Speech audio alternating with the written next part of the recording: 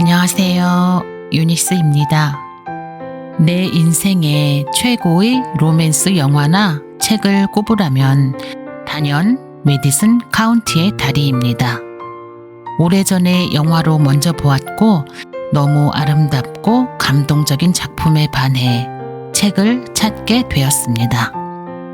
너무 유명한 작품이죠.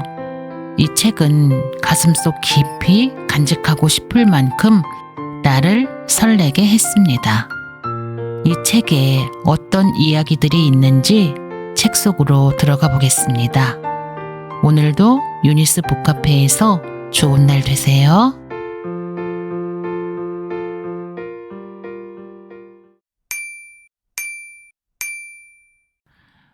메디슨 카운티의 다리는 미국 출판계에서 3년 연속 1위라는 기록을 세우며 세계의 로맨스로 각광을 받았다. 또한 전 세계 40여 개국에 출판되어 5천만 부 이상 판매된 베스트셀러이다. 국내에서도 출간 직후 100만 부가 판매되어 독자들의 사랑을 받았고 1995년에는 영화로, 2017년에는 뮤지컬로도 제작되는 등 끊임없이 재생산되며 운명적 사랑에 관한 고전으로 자리매김하였다. 지은이 로버트 제임스 월러는 경제학을 공부했으며 오랫동안 교수 생활을 했다. 텍사스 사막지대의 외딴 농장에서 지내면서 글 쓰는 일과 사진, 음악, 경제학, 수학에 몰두하며 평생을 보냈다. 1990년 메디슨 카운티의 낡은 다리 사진을 찍고 돌아오는 차 안에서 영감을 얻어 쓴 메디슨 카운티의 다리는 그의 대표작으로 제2의 러브스토리라는 찬사를 받았다.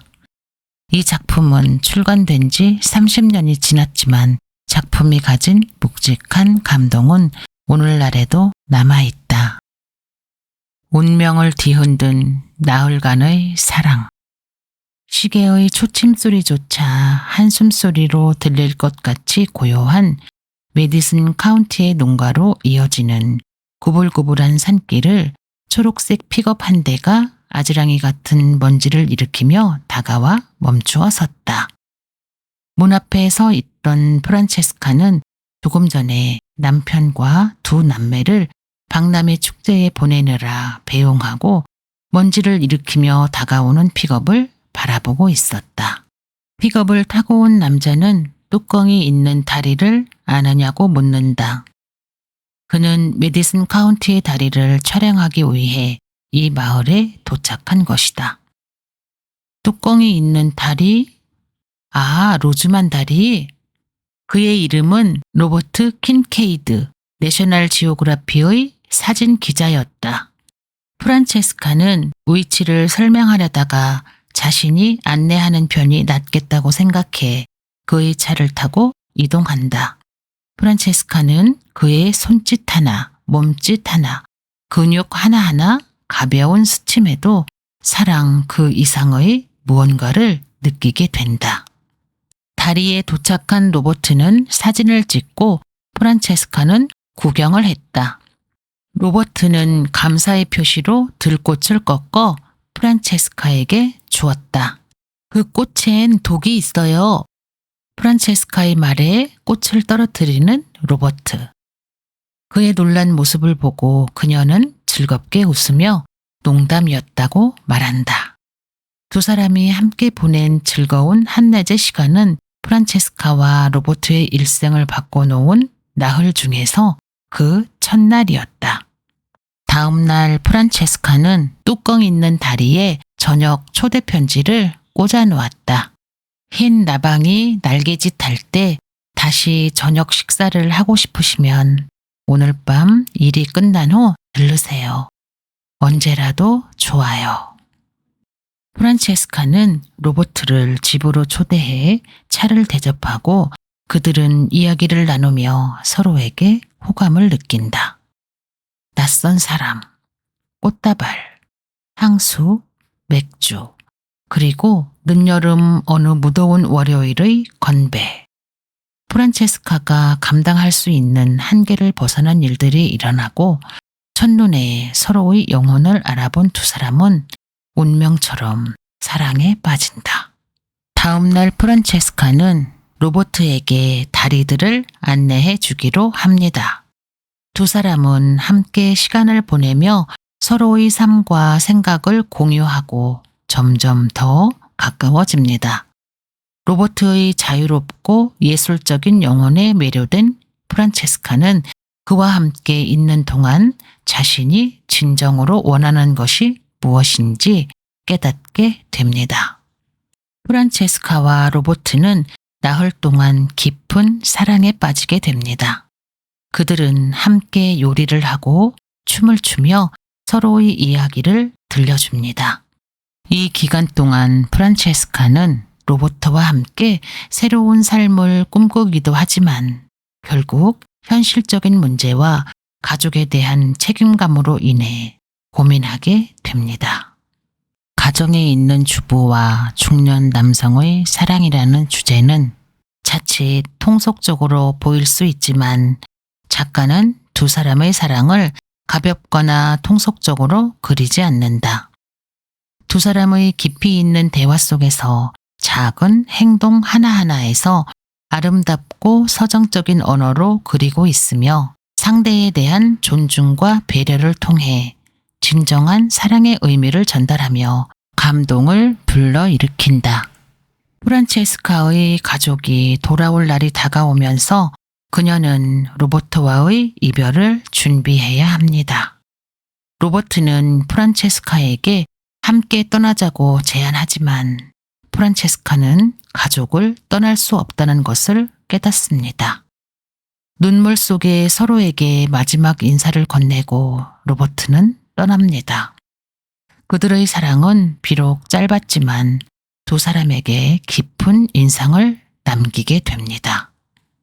이렇게 확실하게 느낄 수 있는 사랑은 일생에 단 한 번뿐이라고 설득하는 로버트를 떠나보낸 프란체스카는 가족들을 미소로 맞이했다. 오직 추억의 힘만으로 각자의 고독한 삶을 견뎌낸 두 사람의 이야기는 모든 것이 쉽게 일어나고 쉽게 잊히는 오늘날의 세상에 감동을 던져주기에 충분하다. 그리고 우리에게 진정한 사랑이 무엇인지를 다시 생각해 보게 한다. 책을 읽는 내내 두 사람이 다시는 만나지 못한다는 사실에 가슴이 저릿해 온다. 애매함으로 둘러싸인 이 우주에서 이런 확실한 감정은 단 한 번만 오는 거요. 몇 번을 살더라도 다시는 오지 않을 거요. 프란체스카는 다시 예전의 일상으로 돌아가지만 일이 손에 잡히지 않는다. 다음 날 남편과 시내에 나갔던 프란체스카는 교차로에서 로버트의 차를 마주친다. 눈물인지 빗물인지 마치 동상처럼 우두커니 그녀를 기다리고 있었다는 듯 빗속에서 하염없이 프란체스카를 바라보고 있다. 그녀의 남편이 다시 차로 돌아오고 차를 몰고 가는데 신호등 앞 그녀가 탄 차 앞에 로버트의 차가 길을 막고 서 있다. 뚫어지게 바라보는 프란체스카의 눈앞에 로버트가 그녀가 준 목걸이를 차의 룸미러에 걸고 마치 그녀를 기다리고 있다는 듯 차를 움직이지 않고 서 있는 게 아닌가. 그 짧은 몇십 초 사이에 프란체스카의 머릿속으로 수많은 갈등의 시간들이 지나갔을 것이다. 차 문에 손을 얹고 문을 열고 당장이라도 로버트의 차로 뛰어갈 듯하던 프란체스카.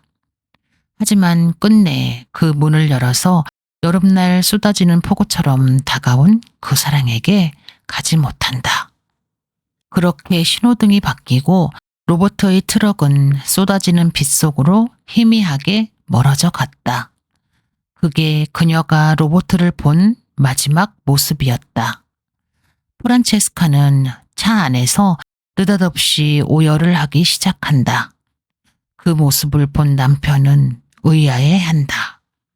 당신을 구속하지 않겠다고 말했지만 내가 간다면 그건 당신을 이기적으로 사랑하기 때문이에요. 잃어버린 나 자신을 찾는 사랑. 나흘 동안 그는 내게 인생을, 우주를 주었고 조각난 내 인생을 온전한 하나로 만들어 주었어. 젊은 시절의 프란체스카는 꿈을 가진 사람이었다. 그 꿈이 무엇이었는지는 명확히 알 수 없지만 꿈이 설 자리를 잃고 있었던 것만은 분명하다. 농부의 아내이자 두 아이의 엄마로서의 역할만 남은 안정적이지만 아무런 변화도 설렘도 없는 삶에서 프란체스카는 조금씩 자신을 잃어버리고 있었을 것이다. 낭만도 에로티시즘도 촛불 밝힌 부엌에서 춤을 추는 것도 존재하지 않는 삶이었으니 바람 같은 사람 로버트 킨케이드는 묻혀있던 프란체스카의 꿈을 다시 일깨워줬다. 책 속 표현대로 킨케이드는 일종의 마법사가 아니었을까? 그녀를 자극하여 스스로 잃어버렸던 자신의 본 모습과 꿈을 발견하게 해주었으니 말이다. 물론 킨케이드를 따라 떠나지는 못했지만 더 이상 그녀는 예전의 농부의 아내 프란체스카가 아니었으리라. 가슴속에 그 감정을, 꿈을 날마다 지니고 살았으니 말이다. 삶에서 사랑이 갖는 의미를 다시 생각하게 하는 작품이다. 나는 내 가족에게 인생을 주었고 로버트 킨케이드에게는 내게 남은 것을 주었다. 시간이 흘러 프란체스카는 머리가 하얗게 샌 노인이 되었고 남편은 병으로 죽음을 앞두고 있다. 그리고 그녀에게 당신의 꿈이 있었다는 사실을 알고 있었다는 것과 사랑한다는 말을 남기고 임종을 맞는다. 남편이 죽은 후 프란체스카는 로버트를 찾아 나서지만 그가 내셔널 지오그래픽사를 떠났다는 사실만 알 수 있었을 뿐 행방을 확인할 수는 없었다. 또다시 오랜 시간이 지나고 어느 날 프란체스카에게 뚜껑 있는 다리 사진이 실린 내셔널 지오그래픽 한 권과 로버트 킨케이드의 유품이 들어있는 작은 소포가 도착했다. 한평생을 그녀를 잊지 못하고 간직했던 목걸이와 그녀와의 4일간의 기적과도 같은 사랑을 다룬 4일간의 사랑이란 책이 들어있다. 그리고 로버트의 유해는 화장되어 로즈먼 다리에 뿌려졌다는 사실도. 로버트의 유품 중 프란체스카에게 보내는 편지. 이 편지가 당신 손에 제대로 들어가길 바라오. 언제 당신이 이걸 받게 될지는 나도 모르겠소. 내가 죽은 후 언젠가가 될 거요. 나는 이제 65살이요. 그러니까 내가 당신 집 앞길에서 길을 묻기 위해 차를 세운 것이 13년 전의 바로 오늘이요. 이 소포가 어떤 식으로든 당신의 생활을 혼란에 빠뜨리지 않으리라는데 도박을 걸고 있소. 이 카메라들이 카메라 가게의 중고품 진열장이나 낯선 사람의 손에 들어가는 것을 생각하는 것만으로도 참을 수가 없었소. 당신이 이것들을 받을 때쯤에는 모양이 아주 형편없을 거요. 하지만 달리 이걸 남길 만한 사람도 없소. 이것들을 당신에게 보내는 위험을 당신으로 하여금 무릅쓰게 해서 정말 미안하오. 나는 1965년에서 1975년까지 거의 길에서 살았소. 당신에게 전화하거나 당신을 찾아가고픈 유혹을 없애기 위해서였소. 깨어있는 순간마다 느끼곤 하는 그 유혹을 없애려고 얻을 수 있는 모든 해외 작업을 따냈소. 빌어먹을 난 아이오와의 윈터셋으로 가겠소. 그리고 어떤 대가를 치르더라도 프란체스카를 데리고 와야겠소. 라고 중얼거린 때가 여러 번 있었소. 하지만 당신이 한 말을 기억하고 있고 또 당신의 감정을 존중하오. 어쩌면 당신 말이 옳았는지도 모르겠소. 그 무더운 금요일 아침 당신 집 앞길을 빠져나왔던 일이 내가 지금까지 한 일과 앞으로 할 일 중에서 가장 어려운 일이었다는 점만은 분명히 알고 있어. 사실 살면서 그보다 더 어려운 일을 겪은 사람이 몇 사람이나 있을지 의아스럽소. 나는 1975년 내셔널 지오그래픽을 그만두고 나머지 세월을 대부분 내가 직접 고른 일에 바치고 살고 있어. 한 번에 며칠 정도만 떠나면 되는 작은 일을 골라 하고 있어. 재정적으로 힘들긴 하지만 그런대로 살아나가고 있어. 언제나 그랬듯이 말이요. 작업의 많은 부분이 푸겟 사운드 주변에서 이루어지오. 나는 그런 식으로 일하는 게 마음에 들어요. 남자들은 나이가 들수록 물을 좋아하게 되는 것 같소. 강이나 바다 말이요. 아, 그렇소. 이젠 내게 개도 한 마리 생겼소. 황금색 리트리버라는 녀석을 하이웨이라고 부르는데 여행할 때도 대부분 데리고 다녀요. 녀석은 창문에 고개를 내밀고 좋은 촬영거리가 없나 두리번거리곤 하지. 1972년 메인주의 아카디아 국립공원에 있는 벼랑에서 떨어지는 바람에 발목이 부러졌소. 떨어지면서 목걸이와 메달도 달아나 버렸소. 하지만 다행스럽게도 그 주변에 떨어져 있었소. 보석상에 가서 목걸이 줄을 고쳐야 했소. 나는 마음의 먼지를 아는 채 살고 있소. 내가 표현할 수 있는 말은 그 정도요. 당신 전에도 여자들이 몇몇 있었지만 당신을 만난 이후로는 없었소. 의식적으로 금욕 생활을 하는 것은 아니고 그냥 관심이 없을 뿐이요. 한 번은 제 짝꿍을 사냥꾼의 총에 잃은 거위를 보았소. 당신도 아다시피 거위들은 평생토록 한 쌍으로 살잖소. 거위는 며칠 동안 호수를 맴돌았소. 내가 마지막으로 거위를 봤을 때는 갈대밭 사이에서 아직도 짝을 찾으며 헤엄치고 있었소. 문학적인 면에서 약간 적나라한 유추일지 모르지만 정말이지 내 기분이랑 똑같은 것 같았소. 안개 내린 아침이나 해가 북서쪽으로 기울어지는 오후에는 당신이 인생에서 어디쯤 와 있을지, 내가 당신을 생각하는 순간에 당신은 무슨 일을 하고 있을지 생각하려고 애쓴다오. 뭐 복잡할 건 없지. 당신네 마당에 있거나 현관의 그네에 앉아 있거나 아니면 부엌의 싱크대 옆에 서 있겠지. 그렇지 않소? 나는 모든 것을 기억하고 있소. 당신에게 어떤 향기가 나는지, 당신에게 얼마나 여름 같은 맛이 나는지도, 내 살에 닿는 당신의 살갗이며 사랑을 나눌 때 당신이 속삭이는 소리. 로버트 펜 월에는 신이 포기한 것 같은 세상이란 구절을 사용한 적이 있어. 내가 시간에 대해 느끼는 감정과 아주 가까운 표현이요. 하지만 언제나 그런 식으로 살 수는 없잖소. 그런 느낌이 지나치게 강해지면 나는 하이웨이와 함께 해리를 몰고 나가 며칠씩 도로를 달리곤 한다오. 나 자신에게 연민을 느끼고 싶지는 않소. 나는 그런 사람이 아니니까. 그리고 대부분은 그런 식으로 느끼지도 않고 대신 당신을 발견한 사실에 감사한 마음을 안고 살아가고 있소. 우리는 우주의 먼지 두 조각처럼 서로에게 빛을 던졌던 것 같소. 신이라고 해도 좋고 우주 자체라고 해도 좋소. 그 무엇이든 조화와 질서를 이루는 위대한 구조하에서는 지상의 시간이 무슨 의미가 있겠소.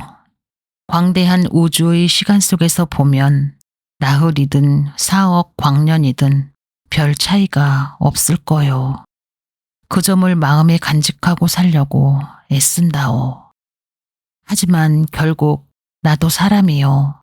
그리고 아무리 철학적인 이성을 끌어대도 매일 매순간 당신을 원하는 마음까지 막을 수는 없소. 자비심도 없이 시간이 당신과 함께 보낼 수 없는 시간의 통곡 소리가 내 머릿속 깊은 곳으로 흘러들고 있소. 당신을 사랑하오. 깊이 완벽하게. 그리고 언제나 그럴 것이요.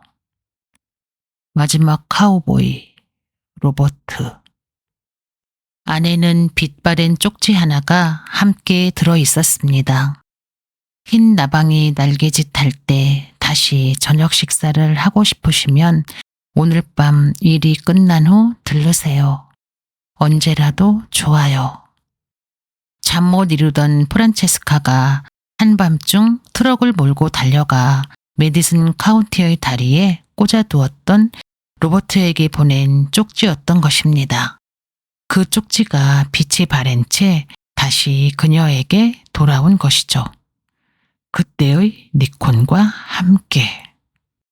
그리고 소설에는 이런 대목도 있습니다. 친애하는 프란체스카, 사진 2장을 동봉하오. 하나는 해 뜰 무렵 초원에서 찍은 당신 사진이요.